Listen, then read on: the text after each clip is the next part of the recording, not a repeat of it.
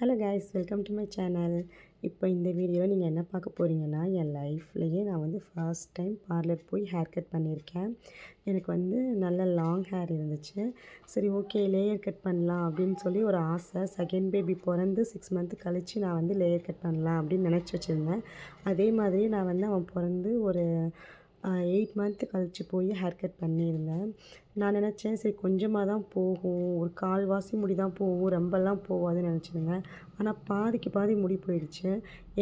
எனக்கு என்ன பண்ணுறதுனே தெரியல. எனக்கு ஒரு மாதிரி கஷ்டமாயிடுச்சு. சரி, ஓகே, அவ்வளோதான், கட் பண்ணிட்டாங்க. கட் பண்ணதுக்கப்புறம் அவங்கள்ட்ட போய் நம்ம எந்த ஒரு ஆர்கியூமெண்ட்டும் பண்ண முடியாது இல்லைங்களா? அதனால் சரி, ஓகேன்னு சொல்லி எனக்கு நானே மனசை தேற்றிக்கிட்டேன். நடுவில் என் ஹஸ்பண்ட்ட போய் ஒப்பீனியன் கேட்டால் அவங்க அதுக்கு மேலே அவ்வளோதான், முடி வளராது, இவ்வளோ தான் போச்சுன்னு சொல்லிட்டு அவங்க வேற என்னை டென்ஷன் ஆக்கிட்டாங்க. கடைசியாக ரிசல்ட் இப்படி தான் இருந்துச்சு. ஹேர் கட் பண்ணிட்டாங்க. கீழே மட்டும் கொஞ்சமாக லேயர் கட் பண்ணுற மாதிரி கேட்டிருந்தேன். அந்த மாதிரி தான் பண்ணியிருந்தாங்க. செட் பண்ணதுக்கப்புறம் ஹேர் என்னமோ பார்க்க நல்லா அழகாக இருந்துச்சு. இருந்தாலும் மனசுக்குள்ளே பயங்கரமான வருத்தம் இருந்துச்சு. ஒரு கேட்ச் கிளிப் போட்டுட்டு நான் பாட்டுக்கு பார்த்துட்டே இருந்தேன். எப்படி இருக்கோ என்னவோன்னு சொல்லிட்டு பார்த்துட்டே இருந்தேன். இந்த ஹேர் கட் தான். எனக்கு எப்படி இருக்குன்னு சொல்லுங்கள். பிடிச்சிருந்தா லைக் பண்ணி, சப்ஸ்கிரைப் பண்ணி சப்போர்ட் பண்ணுங்கள். பாய்.